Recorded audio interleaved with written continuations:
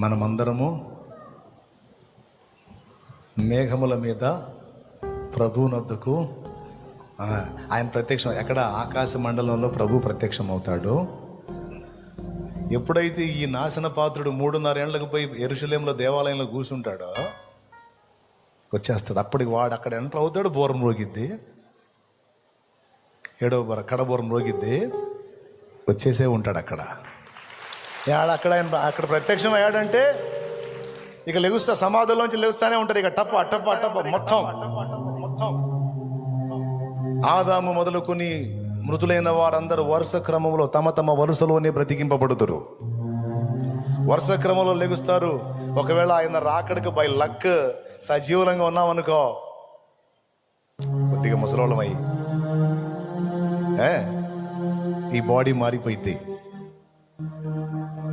అందరికి అర్థమైద్ది, మొత్తం ఎత్తబడతాం.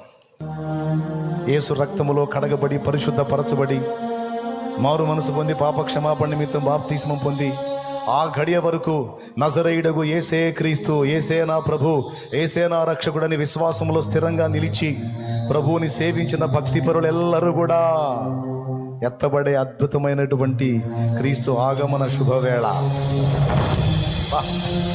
అమోఘం ఆ దృశ్యం. అందులో మనందరం ఉంటాం. Amen, amen.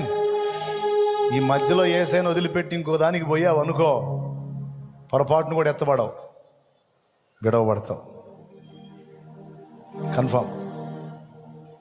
ఆయన వచ్చిన దాకా, నీ ఊపిరి దేవుడు తీసుకున్న దాకా నువ్వు విశ్వాసాన్ని వదలకూడదు. పౌలన్న మాట అనాలా, ఎన్ని శోధనలైనా, ఎన్ని కష్టాలైనా, ఎన్ని శ్రమలైనా నా విశ్వాసాన్ని కాపాడుకున్నా, మంచి పోరాటం పోరాడా, నా పరుగు కడముట్టించా, ఇక మీదట నా కొరకు నీతి కిరీటం ఉంచబడి ఉన్నది అన్నాడు.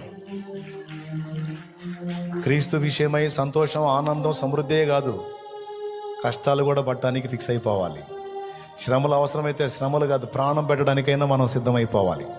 కాబట్టి మీరందరూ కూడా విన్న సంగతులు మనస్కరించండి, సిద్ధపడండి. మీలో సేవకులు లేవాలి, పరిచారకులు సేవకులుగా మారాలి, విశ్వాసులు పరిచారకులుగా మారాలి. అలాగే స్త్రీలలో ప్రార్థన గుంపులు లేవాలి.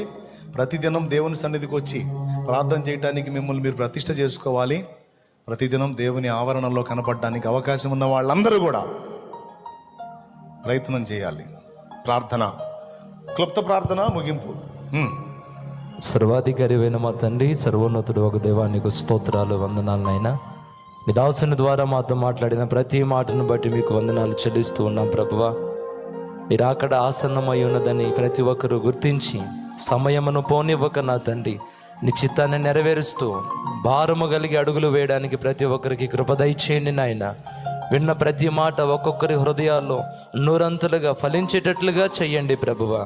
ఎవరు కూడా విని వదిలేసేవారుగా కాకుండా ఒక నూతన తీర్మానంతో నీ కోసం అడుగులు వేయాలన్న ఒక ఆలోచనతో ఇక్కడి నుంచి తిరిగి వెళ్ళడానికి సహాయం దయచేయమని నీకు వందనాలు, స్తుతులు, స్తోత్రాలు, కృతజ్ఞతలు చెల్లిస్తూ యేసు నామములో అడిగి ప్రార్థించి వేడుకుంటున్నాము తండ్రి, ఆమేన్.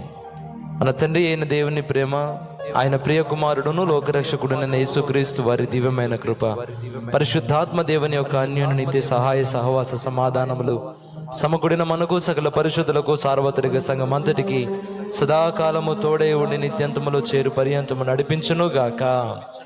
యేసు రక్తమే జయం, ప్రభు యేసు రక్తమే జయం.